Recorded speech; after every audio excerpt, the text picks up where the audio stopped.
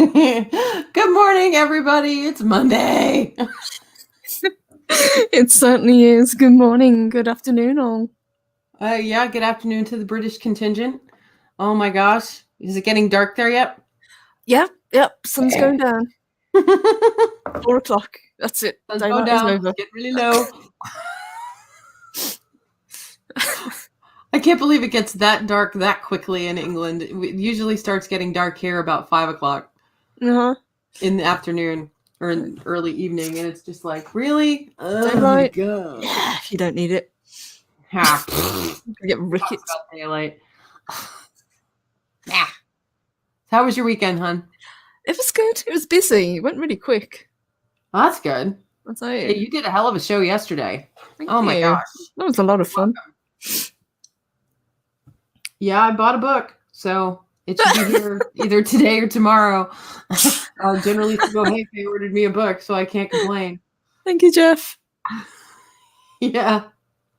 I'm looking forward to it. It's just that it was so intimidating seeing that map of the story. Yeah. It was like, what? That breakdown. It's a hell of a thing, isn't it?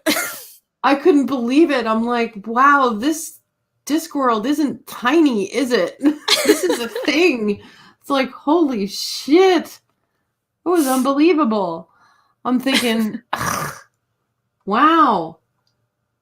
Oh my gosh.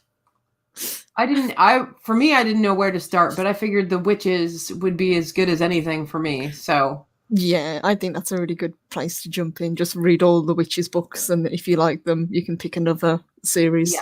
Well, series in commas. Yeah. Yeah, because they're all, to me, the Discworld series at least can stand alone by themselves, but then can be woven into the story. So I have to give Terry Pratchett a lot of credit for being that damn creative. And didn't you say that Good Omens was part of it too? Good Omens was written by him and Neil Gaiman. It's kind of got a connection because it's got death in it. So it's still death, as in like an umbrella death, but it doesn't have any connection really to the Discworld. Oh, okay. I wasn't sure if I misunderstood that. That's why I wanted clarification. It's like, well, oh my God. Unbelievable. Yeah, Equal Rights is the one that Jeff got me. Oh, awesome. Equal Rights. And Guards. Yeah. Those are two really good ones to jump in. So I figured, that's as good as any to get started.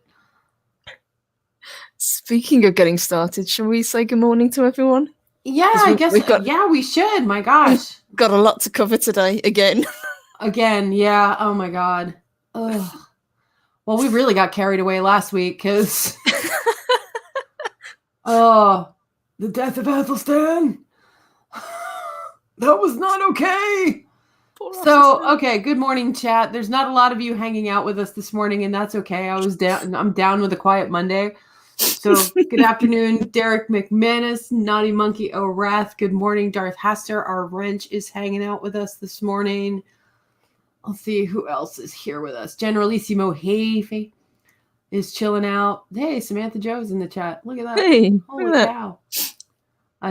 Andrew Hoyle, good morning or good afternoon. He's in England, if I remember correctly. If it's not, Andrew, feel free to correct me. That's fine. Don't mind. Colin P. Smith is hanging out with us. Kiri is here. Good morning. Scrolling down to see if we've got any latecomers popping in. Oh, get rid of that. Yep. Nope, We've got everyone at the moment. Yeah. If anybody pops in, we'll say good morning. Very happy birthday. Time is passing through. Hey, Project Storytime. And very happy birthday to Naughty Monkey, and that was on Saturday. And Crimson Mist, it's his birthday today. And yeah, if Crimson Mist pops in, we'll sing happy birthday to him. Give him that in his t-shirt. He'll be happy as a pig in poop.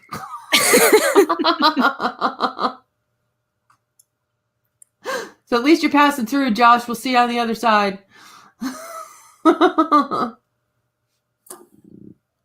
Uh-oh. There's science in Discworld too? Oh, God. Yes, there's 4 Science of Discworld books. Oh, my God. Jeez. I'm with Naughty Monkey or Wrath, though. I can't wait for the winter solstice, then out the other side. Yeah. Once the winter solstice passes, it's like, yes, then it starts getting light, staying light longer. It's like, oh, yeah, I just want to see 2021 on the calendar. So do I. Like, we're already cancel 2020. I'm so done right now. I can't even. So, okay, where do we start off with today? We start off with To the Gates, the 8th episode of season 3. Yes, I still maintain that episode 8 and episode 7, the title should have been switched. Yeah, I believe that too. But still, it's just a little nitpick. Yeah, that's it. Yeah, that one nitpicky thing. Well, there's a couple we could pick out. There's some plot holes. Yes. Here and there. But yes. But we'll get to them as we go. Yeah. So they're finally attacking Paris, and it's, they're trying to break down the city's gate. Yes. Because it's worked so well in the past, they've gone for the kind of 2-pronged attack. So as one side's doing a main attack, they're trying to kind of divide Paris's forces between the main gate and the battlements, which in theory is a smart move. Yeah. That was the way to go. I mean, with Floki building those barges, the ladder barges, and getting all that stuff going, and we're going to breach the walls that way. Plus, trying to get over the bridge and breach the main gate. It was brilliant. It didn't work so well. But on paper it sounded sound. Yeah. Yeah. But what I couldn't get past, at least as far as this went, was Floki being in charge. Yes. Of the entire operation. I mean, even Rollo was like, huh? What? Okay. I absolutely loved Rollo in this episode. He just didn't have time to put a shirt on. Nope. We're just going to grab an axe and like get the going. whole time they were up there, down in Paris, he never wore a shirt. I got time to get dressed. But, got a city to raid. It's like, why wear a shirt? But Rollo is pretty much the epitome of a Viking berserker. Pretty much, yeah. That's what he looks like in this one, with a man bun.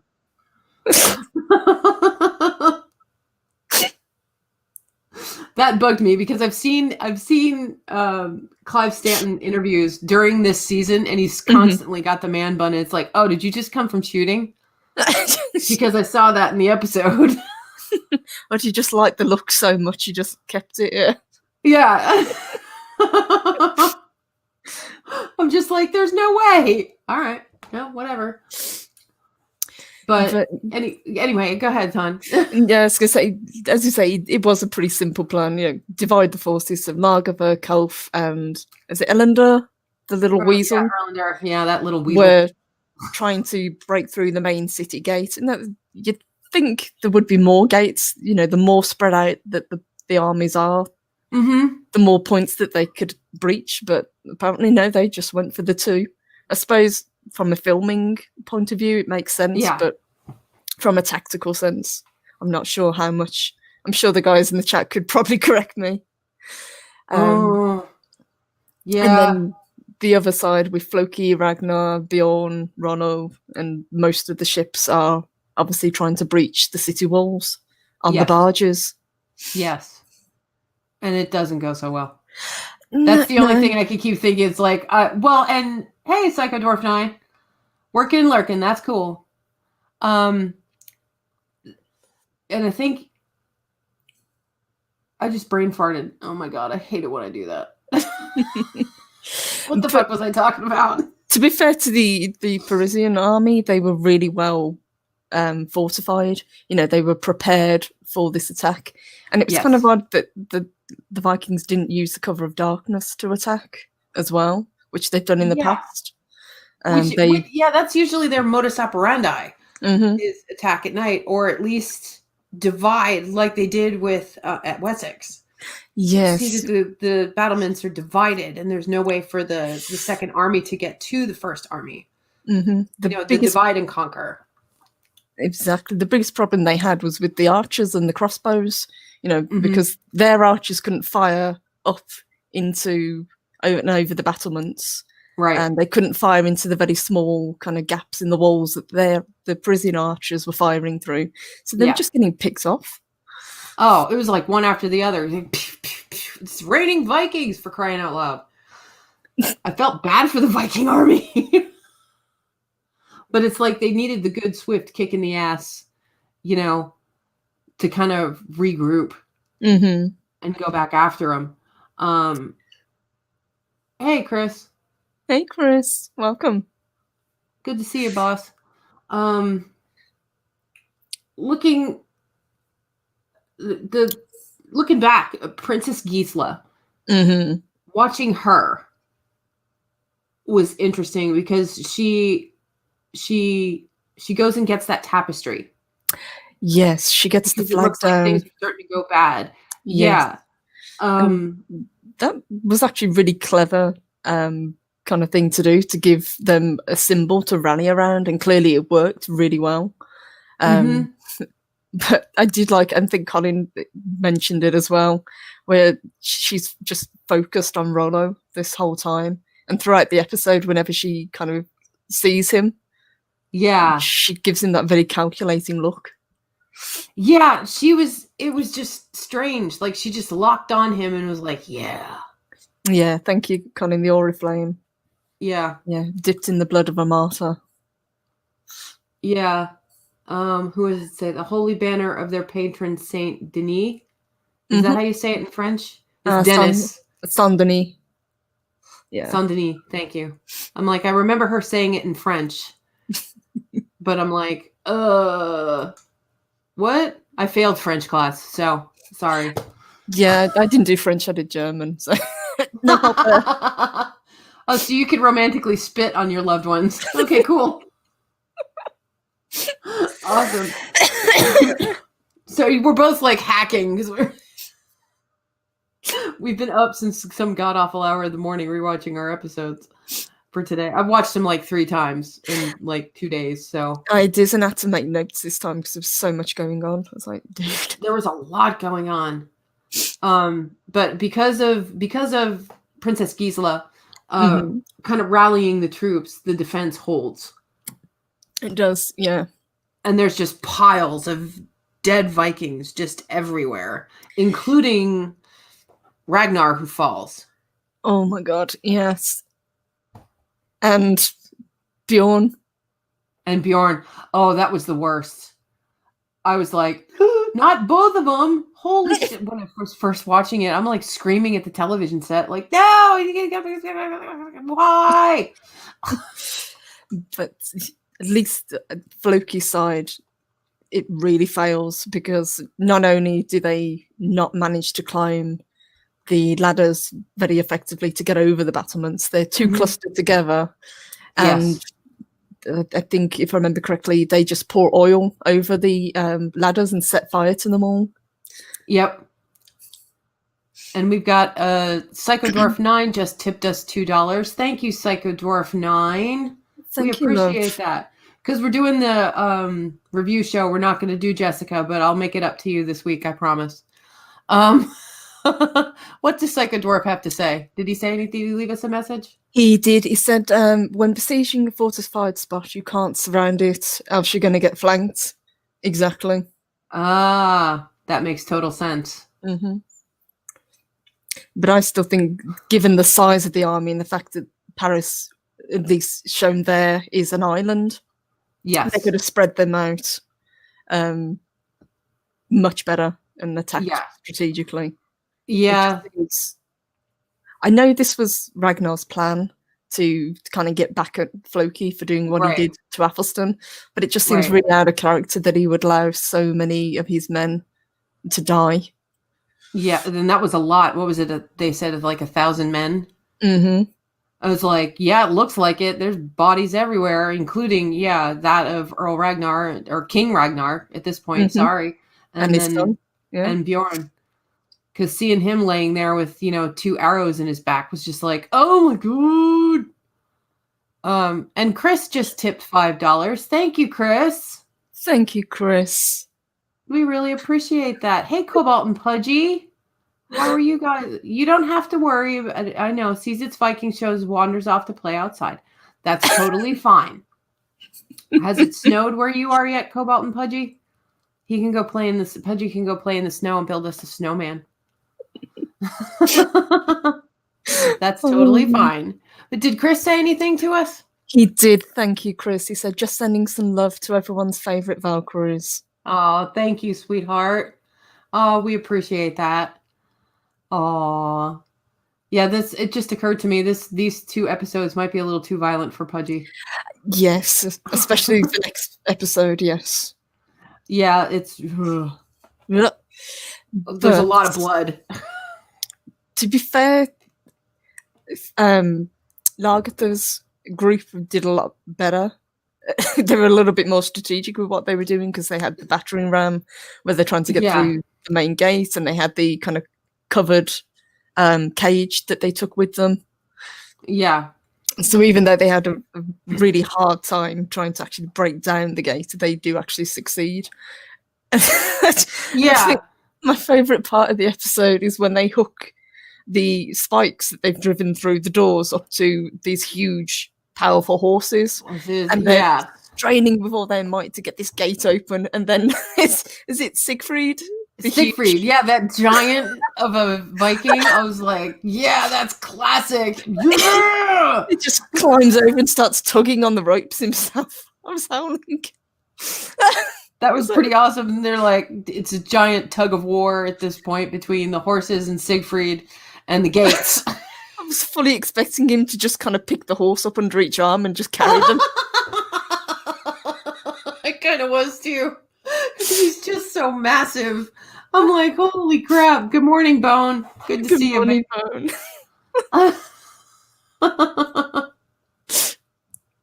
But even they've made a lot of kind of silly mistakes. I mean, as we said, once they'd got the battering ram, a big kind of group of them ran back to the line. And instead of using the tents that are either side as cover, they just ran straight back across this kind of no man's land. And most, if not all of them, got picked off. I don't think any of them made it back to the Viking line. I don't think so either. I mean, they were just getting picked like one by one by the crossbow archers. What would have made more sense if they just took cover and braced themselves against either wall and waited for the door to be taken down, and then they could have just stormed in with the rest of them. Or I don't know. It was just a little bit odd. That's all. Yeah. Well, we were talking about that before the show. It's like you got to leave. I guess it's for excitement. Mm-hmm. Oh, yeah. From a viewer's perspective, it works really well. It builds the tension. Exactly. And we're not expecting the Vikings to actually lose this one. Mm-hmm. We're so used to them winning all the time. Yeah, and given how well they prepared for this battle. Right. Waiting for the snortment. Yeah, it'll happen. Just give it time. It's on the way. I mean, these 2 episodes are a little bit more serious, but there are moments of, especially with Ragnar, where it's like, there's one. And Siegfried. Siegfried, because he's just a mess. That was a hell of a character that they threw in. He's kind of like the anti-Torsten. Mm-hmm. A little bit. It's just I think big. Go ahead. He's just I don't know how big the actor actually is, but he just towers over everyone. I know. It's like I'd like to see the statistics on that particular actor because he's a monster. It's just like, oh my God, really? Wow. Unbelievable. I thought it was kind of funny as well that Kauf was kind of the only one to realise that they were losing this battle. Mm-hmm. And he's the one who kind of called the retreat and took Lagertha with him. Yeah, well, effectively did he punch saving her life. out? He did, yeah, he did. So we saved her from the is it kind of like a siege machine, I suppose? It shot Oh, that thing? javelins. Yeah, that was like, what the hell? I mean, you see these things shot, and I got to give the cinematographers a lot of credit for the way this was shot, and the director. But yeah, that wall of spears, essentially, and just all of a sudden, and Vikings just go flying back with like this massive amount of force, and I'm just like, oh, that's nasty. Of course, it gets worse, but oh, it does. But you can kind of see why Athelstan said that this city is near impenetrable because of, and I think they really underestimated just how well fortified this city actually is. It's incredibly well fortified. Good morning, Captain Spire. Good morning. Good to see you. You should watch Vikings. I think you'd enjoy it. It just felt like Vikings' version of Spartacus. Yes and no. There's more to it than that, but give it a watch. I think you might enjoy it. I also did like Spartacus Blood and Sand. That was a good show. Oh yeah. God. But we probably can't review that one. No. La la la. Well, we could. It's just not going to go well. No, we'd have to set that, to a private or something. Yeah, that would have to be like that's okay. We could do that show when we get monetized and do that for our members. I know, promises, right, guys? But yeah, Calf, punching Largatha out and just dragging her away. It's just like, oh shit, this is it. Everybody retreat. Pretty much. And one of the most heartbreaking moments is Floki when he realizes just how much they fucked up. Oh yeah. And he's in absolute despair. He's screaming at the gods, trying to figure out what happened, where did he go wrong, and he's still blaming Athelstan. Yep, still. This is all Athelstan's fault. This is, Athelstan getting back at me for killing him. Woe is me. I never get any peace. I'm Floki. Yes. And all this time, just before he gets injured himself, Ragnar's giving him the eye, watching him and seeing what he does. And Floki's like panicking. Mm-hmm. Because of that reason, it's not going so well, and he knows full well that Ragnar is watching him with the eyes of a hawk for sure. And it's just like, oh shit! You see that look on Floki's face where he's like, "I fucked up, big time. I didn't plan this properly, and now I'm gonna go down in history as being like the worst military planner for the Vikings ever." Yeah. He was set up to fail, though, because, as you say, he's not a military strategist. He builds boats. Right. he builds things. I build shit. That's all I'm here for. Not to be in charge of anything, clearly. Even though he's very happy to be in charge. Yes. Does it have lasers in it? No. No laser guided anything, unfortunately. Just a lot of shields and axes. Curry says should have stuck to boat building. Yeah. Curie. Excuse me. Oh my god, yeah, he should have stuck to building boats. He would have been better off. They even cut to Erlander at one point too. Mm-hmm. And he sees kind of what's going on, and he's got the oh shit. And all of a sudden it looks like his face just goes white, and he's like, I gotta get the hell out of here. Yes. It was even before Calf called retreat. I'm like, you little pussy. I did notice he did hang back, whereas, the actual warriors are all rushing forward, yelling and brandishing their weapons. Mm-hmm. Calf, Lagerfer, Olander, they're proceeding at, a more leisurely pace and kind of seeing why because when they break the door down, obviously there's nobody behind it. There's just a long run towards the main gate. Mm-hmm. I mean, in the next episode, we find out why. Yeah, there's that do. long, narrow entrance to the gate. Yeah, it's kind of like the bridges of Madison County, the bridges to Paris. But it just works as a really effective bottleneck.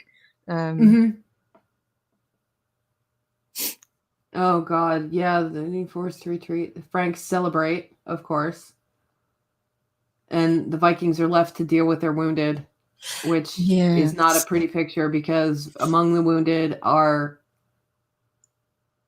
Ragnar and Bjorn. Mm-hmm. And did you see they got a close-up of Torvi? And she kind of is the only one that sticks out. I mean, her hair is white as snow, God bless her. And they're bringing in Bjorn's body. I don't, at this point, I wasn't even sure if he was still alive, but they're dragging in Bjorn and she just kind of doesn't even look at Erlander. No, she's completely focused on Bjorn. Yeah, it was a cool shot. But she later kind of gets a little back at Erlander for being such an asshole to her because she burns his face. She has to cauterize that wound that he's got on his face. So, that was like, okay. She's kind of getting back at him a little bit. She looks like she's enjoying this. A little bit too much, yeah. And right at the end of the episode, we've also got that bit where Floki's kind of wallowing in guilt and he's kind of got himself submerged in a lake. Yeah. And Helga comes out to find out what the hell he's actually doing. She asks him, what's wrong? He said, I can't come back. I can't face the people. Yeah. I can't be here. And he keeps going on and on and on about, I let Ragnar down. I let my people down. I did this. I did that. And she's just like, it's not about you. And I'm like, oh, Helga's going to go crazy on his ass. And I loved it, the way they played it with Floki pleading for her to come back. Yeah, she's disgusted with him and she just turns her back on him and walks away. Yeah, she's just had it. Just like, nope, I'm done with you. And I've got to hand it to Gustav. He played that scene really well. He did really well in the previous scene when he's, inside the ladder and it's on fire and it looks great when he's actually having a meltdown. Yeah, and it's, symbolic. He's having a meltdown and here he is amongst all that fire, and he's just freaking out. Excuse me, because he let everybody down, especially Ragnar. But yeah, he was set up to fail, like you said. Ragnar did this on purpose. Hey, Kevel. Hey, Kevel. Welcome. And then that's pretty much how this episode ends. But the last scene, if I remember correctly, is Ragnar, as badly injured as he is, he says, I need to go speak to an old friend. Yes. And he wanders out into the forest to try and get in contact with Athelstan. Yeah. And you can tell he's really, really hurt. Mm-hmm. And just he misses him. He really misses Athelstan. And Kevel has is this a good show or more drama oriented? I hate pure drama. It's drama, action, and there's some funny shit in it too. Mm-hmm. Every so once in a while you get some comic relief and it's pretty awesome. Yes, Michael Hurst does a really good job of kind of balancing out. So even though there is drama, it moves the plot along. So there aren't very many scenes that aren't kind of needed. And I think we've said this before, there aren't many episodes that I would class as filler episodes in the seasons. No. Not in the 3 we've been covering so far. I mean, there have been maybe 2 filler episodes, but it's just to continue the story. It's just to elongate a story thread. So, it's Captain Spire crying Vikings in hallways. It's crying Vikings in lakes in this. In lakes, yeah, with Loki's having a moment. He'll be all right.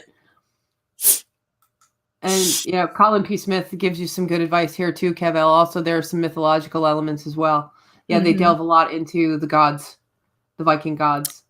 And Kevel says no wokeness. No, nope. That I would class. No, not at all. No, because you had women warriors. It was already a thing. Women leaders. And Catherine Winnick, who's the lead female actress, she is just a badass in real life as well as on the show. Yes, she is. She is amazing. She's an extraordinary woman. It's like, man, someday she's on my I want to meet you list. Same. Yeah, I'd love to meet some of the cast. I don't think I could look at Gustav Skarsgård without giggling though. I was like, oh my God, he's so funny. I get such a kick out of Floki because he played him so well. So we kind of wrapped up this one because we closed with Ragnar speaking to Athelstan. Yeah, and promising pretty much if it's the last thing he does, he will take Paris. Yes. I'm sitting here thinking, challenge accepted. Yeah. Kind of might have wanted, to step in a little bit sooner if that was the case, Ragnar. I know you're trying to prove a point to Floki, but really. Right? Kevel says, start at the beginning. Yeah, start at the beginning. The show moves really quickly. It flows very, very well, but you can still pick up on it. There's a lot of history. There's a lot of knowledge. There's a lot of myth. And the series are relatively short as well. They're about, on average, 10 episodes per season. Yeah, I'd say it's about 10 episodes. Yeah, 10 per season. So it's easy to watch. Okay, why did my sound just kicked on another computer? It's like all of a sudden, what the fuck? I can hear my own voice. It's creepy. I've got far too many computers in my office. Ouch. Not the TNG case. What do you mean?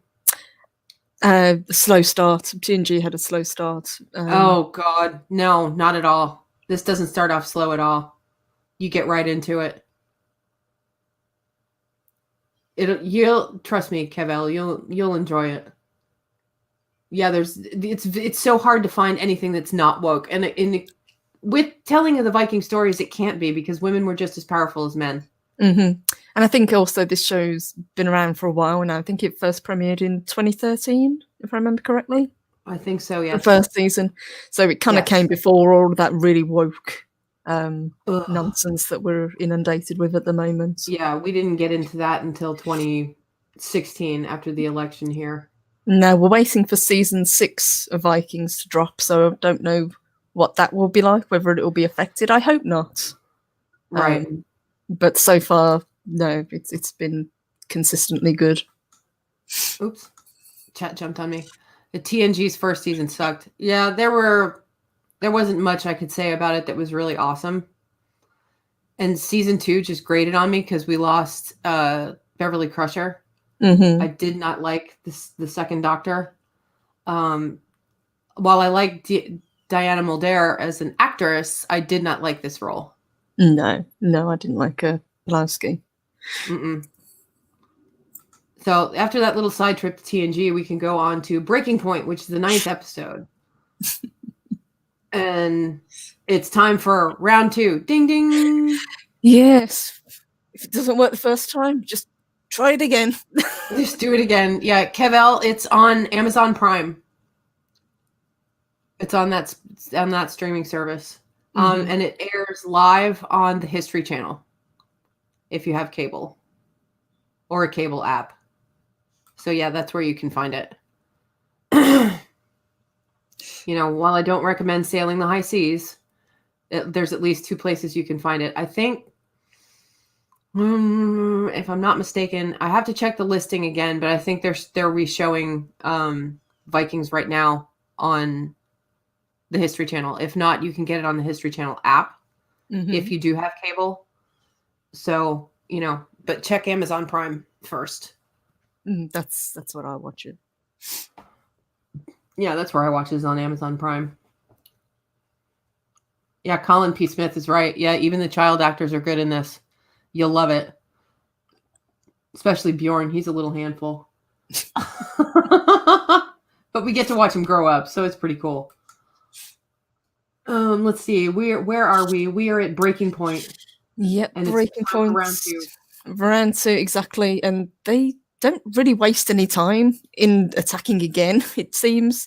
We don't really kind of have any context with how long it took them to launch a second attack, but it couldn't have been more than a couple of days because everyone still looks battered. Oh, yeah, they still look like they've had the crap beat out of them. I mean, but they go in under the cover of darkness. Yes. Which is what we were talking about before. They should have done, but now they're doing it, and it looks like it's all shield maidens. It looks like it's all Largatha and her group. Was Erlkoff with her? No, she went in with her shield maidens. I think that's what I thought. The rest of them kind of hung back, but it was a very small group where they kind of used stealth this time to get in. Yes. And it worked much, much better. They slipped in and used the shadows, and they took the guards out one at a time just by kind of getting from behind and, dispatching them that way. Yes. And it worked. Mm-hmm, it did. For the most part. Yeah. Until we get that thing. Yes. They finally get kind of rumbled, and one of the shield maidens, oh god, it was horrible. She gets hot oil drops on her from above. Yeah. And that scared the hell out of me. Then uses that, she throws a torch and it sets fire to the door. So they're now technically on fire. So the gates have to be opened. Yeah. But as you say, what comes next is just awful. Well, there's Rollo without a shirt. Once again. We've got killing to do. We got killing to do. Why get dressed? Busy now. But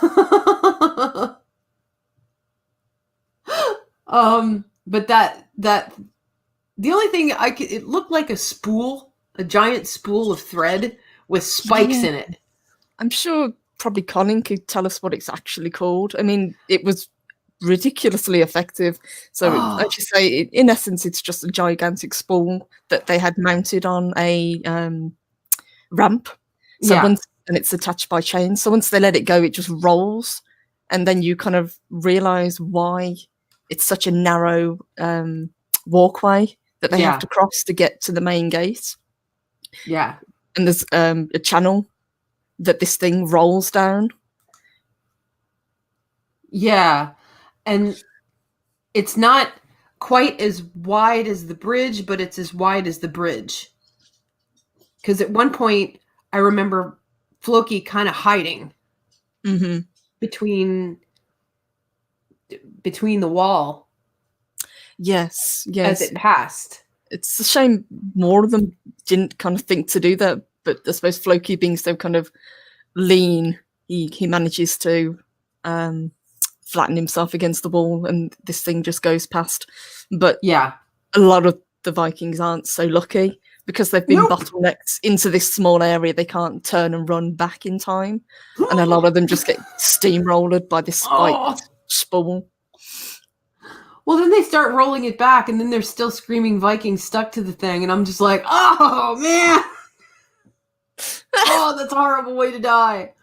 But there goes Rollo, sans the shirt, climbs over top of it with one of the pokers, with one of the barbed pokers that they use to pull the gate apart, and her Viking strength blocks the thing from being rolled back up.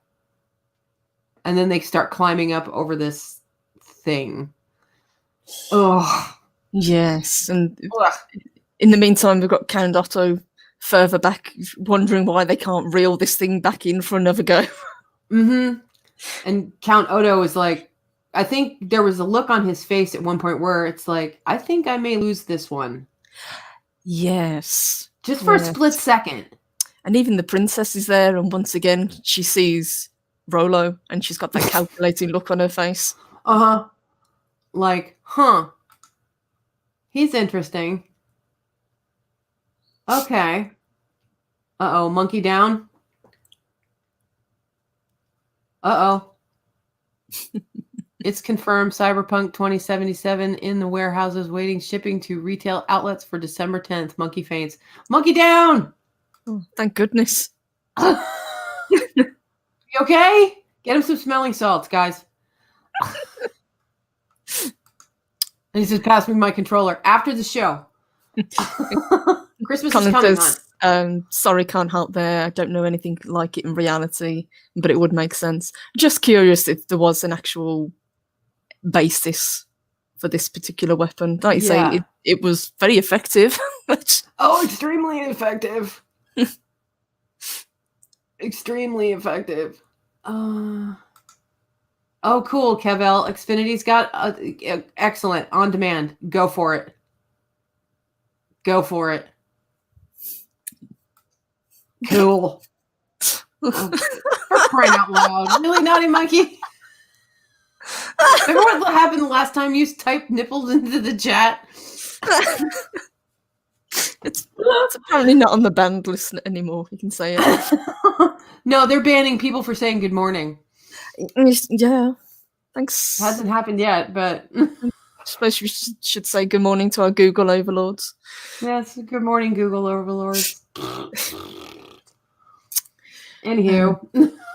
But again, we did notice that Earl Siegfried is leading the charge because he stands head and shoulders above everybody else, and he even grabs the Wanderer Cynic, who is kind of trying to weasel his way out and kind of back out.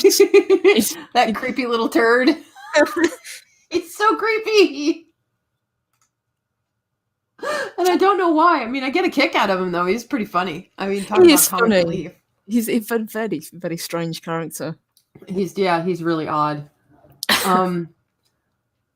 But let's see.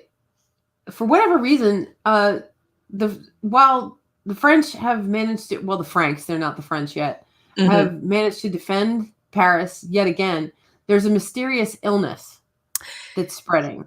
Yes, it's almost, I don't know if it's kind of like, it's dysentery or it's something that they've picked up from the Vikings. Yeah, that was my thought. Because did the Viking horde bring this, like cough and cold season? It seemed kind of weird to be a part of the plot. Yes, and it took hold very, very quickly as well. I mean, I can understand if the siege had been going on for a couple of weeks because they do mention that they're running out of food, there's no fresh vegetables and the people are starting to starve. And because obviously they're still surrounded, or at least they were, by the Vikings, they haven't been able to send for help from anywhere else. Right. But that's never the kind of little nitpicks that I had with the episode. You don't really kind of have any context of how much time is passing. It doesn't seem like it's much time. It doesn't. It's. But we don't know. I mean, it had to obviously be, months, especially in the previous episode with Floki building all those ladder barges.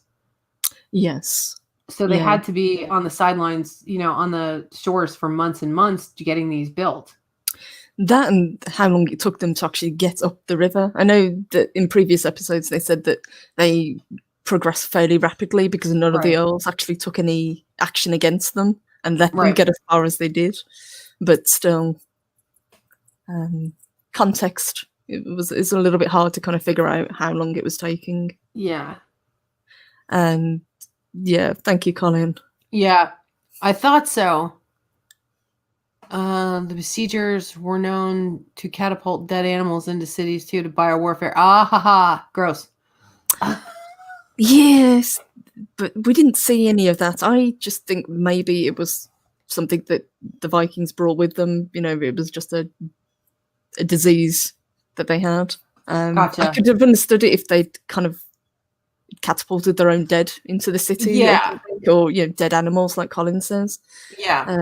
But none of that was seen, so we're just kind of left to fill in the blanks as to where this disease came from.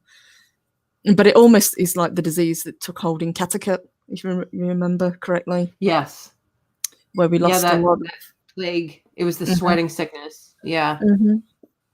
But this one seems to be like it seems to be like COVID-19, where it's just a bad upper respiratory infection. I mean, I'm not, shitting on the fact that COVID-19 is pretty bad, but that's how it came through to me. It's like, it's a really bad flu that they brought in. Yeah. Like another type of plague, not quite bubonic, or the sweating sickness, but bad enough to really knock half of the population down. Yes, and it's getting so bad that Count Odo goes to the Emperor and basically said, we need to come to terms with the pagans, to lift this siege for the sake of the people. And the Emperor's he's kind of useless, to be honest. Yeah. Because he's got a little bit. The Count telling him on it. Yeah, he's got his daughter yelling at him, telling him the other. And he's a bit of an invertebrate, to be honest. He just can't come to a decision as to what to do. Invertebrate. I like that. But you're right, though. I think even Count Odo points it out that he's the grandson of Charlemagne. Yeah. And I think the reply he gets back was, I'm not my grandfather. Yeah. No, you're not. No, not even close. No, thanks for clearing that one up. Yeah, thank you for checking in on us. We really appreciate it. Hey there, Dave Bob. Hey, Jeff, Bob.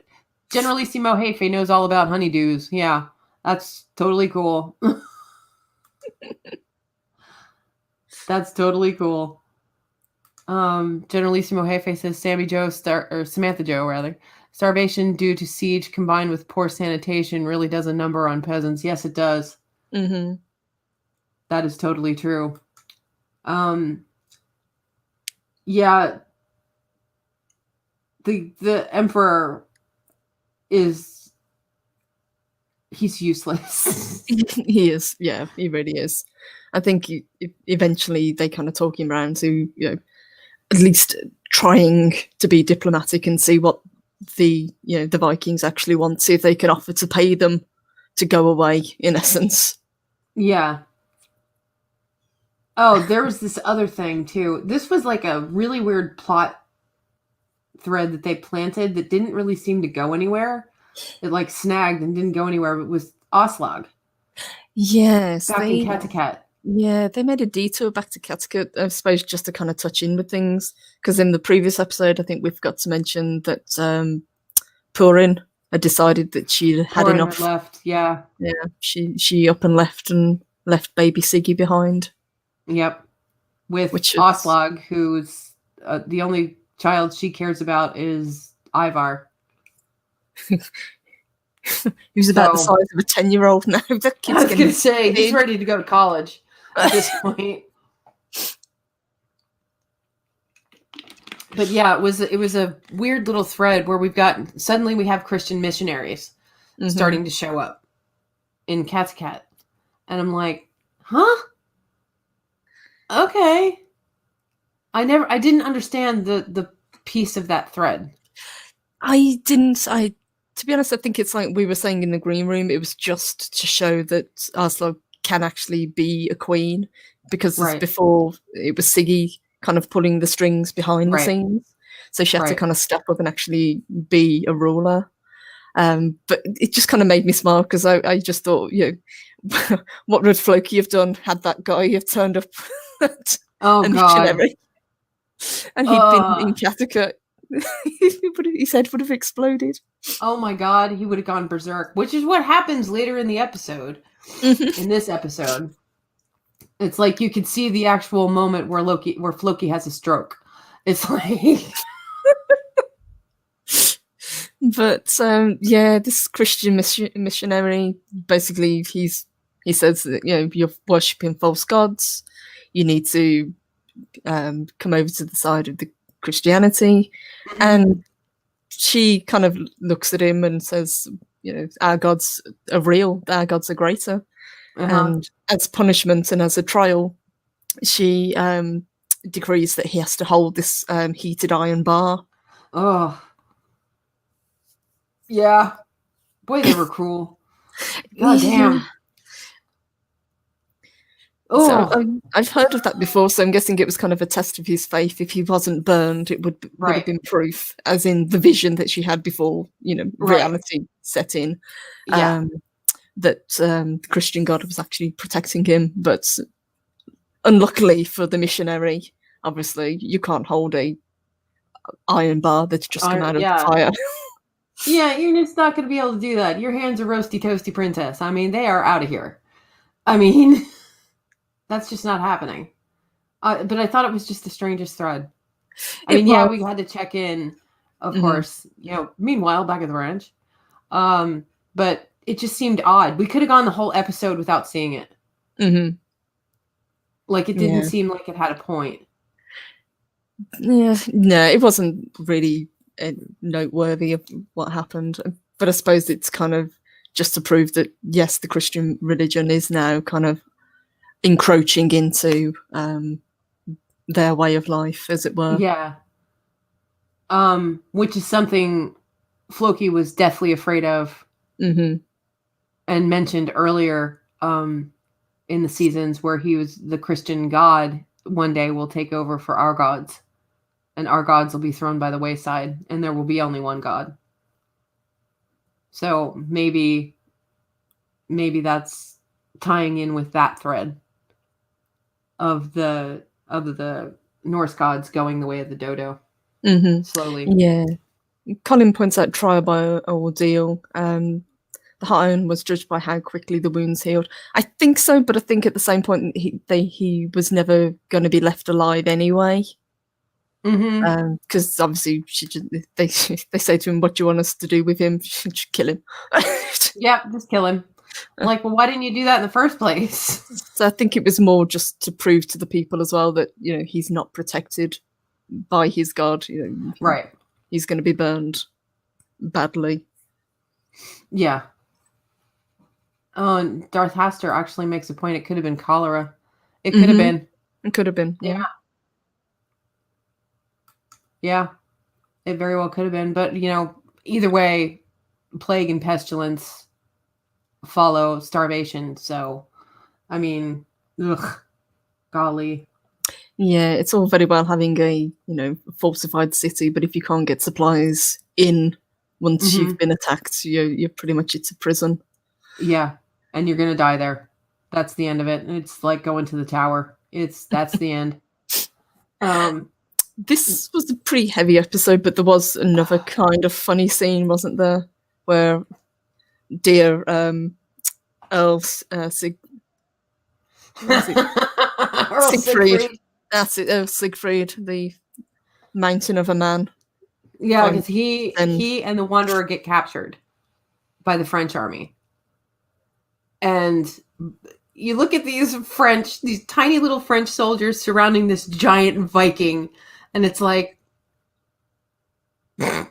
really?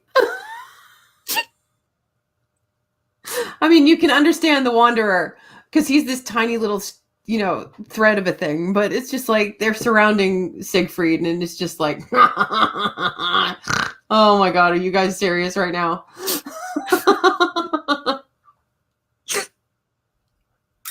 But they do take him hostage. Yeah, they do. And they do execute him, but not before he gets his just desserts with him. He fucks with him a little bit. Hold my hair. Rip! I did like that scene, I've got to admit. Hey, Keely. Hey, Keely. That scene was funny as hell. But the thing that sucks is they do end up killing him. They do. Yeah. And that's what the princess asked for. She said, "I want his head on a spike." Uh-huh. And she's kind of crazy, so she gets it. Yeah, she's a little piece of work. This one. She's always watching from the shadows and always lurking somewhere and telling her father what to do. It's just like, Yeah, she's definitely the power behind the throne, as you can tell. There was another weird little kind of aside that we didn't really need other than the bit at Casket. It was the bit with Judith. Yeah. Yeah, it broke up the flow of the episode. And And King Egbert. Yeah, we didn't need to know that King Egbert had the hots for his daughter-in-law. Sort of. It was a way to keep her loyal. Especially, well, actually, he was kind of threatening the life of Alfred. Mm-hmm. Basically, if she wasn't loyal, he was going to see to it that Alfred didn't live any longer. Yes, he was going to make him disappear, as it were, since technically the child, although was born, he doesn't have a legitimate claim, so. Right. Which is strange, considering that I think they're gearing up for Alfred the Great, who was king. The Last Kingdom, the whole 9 yards. So, but we're going to get to that much later, guys. Yes, yeah, that's down the line, but I'm pretty sure that's the thread that they planted, and that's where they went with it. But like you say, it was a very kind of odd, both the bit with Cattica and this bit between what was going on with the king. Yeah, it broke up the flow of the episode too much for me. Yeah, the episode didn't suck. It was just the flow was interrupted. Yeah, and you were left sitting there like we are today, going, "Huh?" Yes, especially because of how kind of pivotal this episode is. I think probably one of the best bits what the episode was with Ragnar when he's having the vision, where his faith is tested. I thought that was just a brilliant scene. He's seeing Christ on one side, and he even sees a vision of Athelstan, and then he sees Odin and his ravens, and he's just torn between and the devil. Yeah, and that's what we haven't. We're getting to it, guys, but Ragnar's in bad shape. I mean, he's in really bad shape. Like, Holmes is peeing and puking up blood, so he's got internal injuries. He's internally bleeding somewhere because he fell really, really hard. He did. He hit both the ladder and the wall, if I remember correctly. Yeah, he did some falling pretty hard. But he secretly meets with Franks, with Count Odo, I believe it was. Yeah, it was Count Odo. Yes, yeah, he leaves very early in the morning before any of the others realise he's gone, because he has an ulterior motive, not just to kind of talk business, as it were. There's something else he wants from them, and he says to them, it doesn't have any monetary value, but to me it's priceless. Yeah, and he wants to be baptized. And I think Colin actually mentioned this. I love this line when he says, "You're basically Ragnar's like, you're a holy man, you can perform this." And he's like, "Well, you would go to hell." And Ragnar gets up close to him. You think he's going to slap the bitch, right? Nope. He just puts his hand sweetly on his face. He has this crazy ass look in his eyes, and like, that's not your choice. I'm like, yeah, holy shit. There is depth to this character. He's not just a crazy ass berserker Viking. It was brilliant the way it was played. Travis Fimmel, love you, honey. Can't wait to see more of your stuff. But yeah, he gets baptized. And then, like you were saying, sees Athelstan, sees the Christian god, sees Odin and his merry band of ravens. And that's kind of where we leave it. It is, yeah. And just as he's getting baptized, guess who turns up at the riverbank? This is where we cue Floki having a stroke. We see Rollo, Lagertha, and Floki. And good news is, well, okay, it's not really good news for us ladies who are fans of the show, but Rollo is dressed. Finally. But Floki sees what's happening and proceeds to actually flip right the hell out. He doesn't say anything. He just loses his marbles. And I think the interesting part was Ragnar isn't even looking at Floki. He's entirely focused on Lagertha. He's looking to see what she does. And I think people, or at least Floki, kind of forget that Rollo himself got baptized. Yeah, I was going to say, wasn't Rollo baptized in like season 2 or something like that? Or season 1 even? So not long after the siege on Lindisfarne. So really, Floki, would you say that to Rollo's face that he's not a Viking? I wouldn't. Mm-hmm. But that's where we leave the story, guys. Indeed, yeah. Ragnar has been baptized. He's slowly dying of his injuries. And there's, I think the final scene is a backup shot of Ragnar just laying on the ground in the fetal position, just like in a pool of blood. He is in a bad way, bless him. Mm-hmm. So that's where we leave it. Next week, guys, it'll be the season finale. Yes, and then we're on to season 4. We're going to jump right in. So. Yeah, this is true. Rollo even admitted it was a ruse. Yeah, it was, but it still happened. You know, he may not have taken it seriously, but yeah. But still. Rollo's very secure in his beliefs. It's Floki that is so wound up about Christianity and the preservation of his gods. Mm-hmm. Floki just seriously cue the stroke and go. There he goes.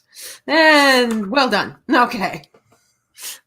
So, guys, that's going to wrap it up for us this Monday morning. Yes, guys, I've got a link I'm just going to throw into the chat if you guys can check it out. TARDIS Zone this afternoon, they've got a very, very special show. Obviously today, it's an anniversary for Doctor Who. So it's Doctor Who's birthday, isn't it? Isn't it when it premiered? Yeah, so I've just dropped that in the chat. So it should be a really big show for them today. Looking forward to that. Oh, that's going to be awesome. Guys. That's going to be awesome. What else have we got going on this week, my love? Let's see. Tomorrow afternoon, I think about 2 p.m. my time, 2 p.m. Central, you and I are going to be on with Nicole, the Blind Mage. I don't know what we're talking about, but we're going to have fun. Wednesday, Project Storytime will be with us. And Generalissimo Jefe, and I believe Project Storytime is his sister, I think, is going to join us as well. We're going to be what are we talking? We're talking about literature. We are, yeah. We're going to cover pretty much literature and kind of. I think we're just going to bounce off each other for that. I'm looking forward to that one. Yeah, I don't know what the hell we're going to talk about. You guys say literature, and my brain actually freezes. It's like, what? Oh crap! I have to go back to English Lit. And then Friday, day after Turkey Day, is a special show, but we'll keep that under wraps. We'll make the announcement later on. Because we've got a hell of a guest. Drop the link, please, for the Blind Mage. Oh my god. You know what, Naughty Monkey Orath? Thank you for saying that, because we forgot. Let me see if it's up. I'm not sure if it's actually up yet, but let me check for you. Yeah. While we do she may not have it up till tomorrow.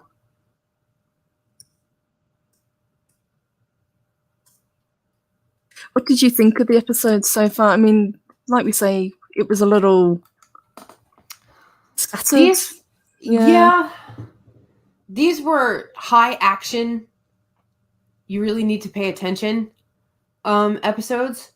It's the side item threads that kind of broke the flow of the entire show. That we really didn't need. They could have been fit in somewhere else. And Naughty Monkey Orath, we will get you that link. But I didn't hate the episodes, but they're not my favorite. I think just because of that reason. But it still kept the story moving of the entire Vikings series. It still kept everything going, so I can't complain too much. True. Yes. Yeah, it looks like I can't find it at the moment, but what I will do, guys, I will drop it into the comments of this episode. Right. So if you have a look below the comments, I'll link it there.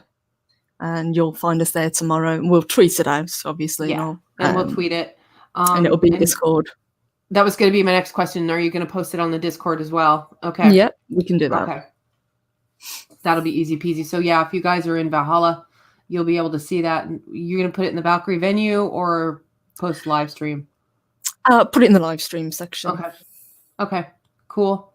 So, and then of course Thursday is Turkey Day here in the States. I don't know if Loki is doing a show. He's supposed to be doing Star Trek Discovery. If he does, I may or may not be there for that one. It depends on how my morning goes. Or my day before, because I got a lot of cooking I got to do. Oh yes, it's a serious event. Turkey Day. Yeah, we take it very seriously. Oh, naughty monkey! All right, now I'm gonna go drool over Cyberpunk. Have fun. Cyberpunk, yay! Oh my god, you guys, nerds. I love you guys all. Oh my god. All right, everybody. You guys have a wonderful Monday, and we will see you tomorrow in Loki's stream, and then tomorrow afternoon with Nicole the Blind Mage. You're doing Game Stream Wednesday? Maybe? Yep, as far as I know. Yep. So we've got a lot of shit going on. You guys will find us. We'll make announcements as the week goes on. So thanks, guys. You guys have a wonderful Monday, and we'll see you tomorrow. See you tomorrow.